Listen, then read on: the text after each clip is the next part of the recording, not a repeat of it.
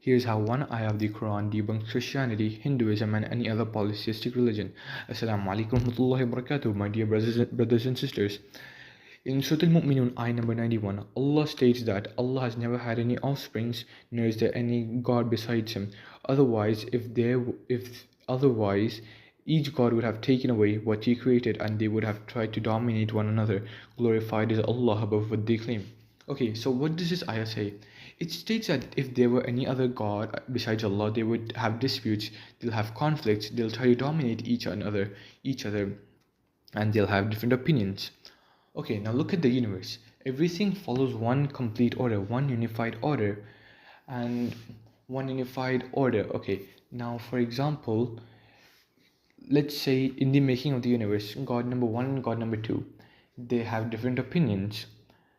God number two dominates God number one in its opinion.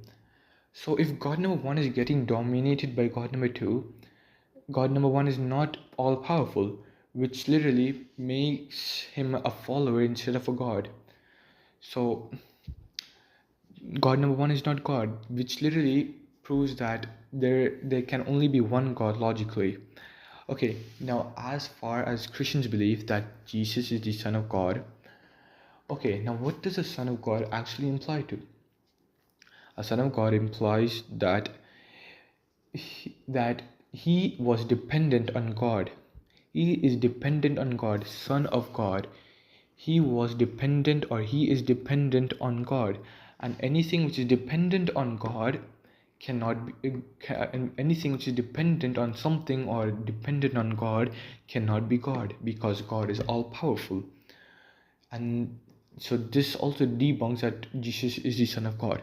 Now let's assume that Jesus is the Son of God, or he is God, and as the Trinity states that the Holy Spirit, the Father and the Son, are co-equal.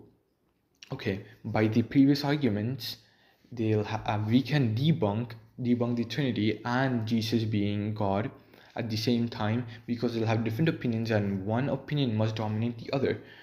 So this is how one ayah of the Quran debunks Christianity, Polytheism, and Hinduism. Assalamu alaikum warahmatullahi wabarakatuh. May you all have a great day.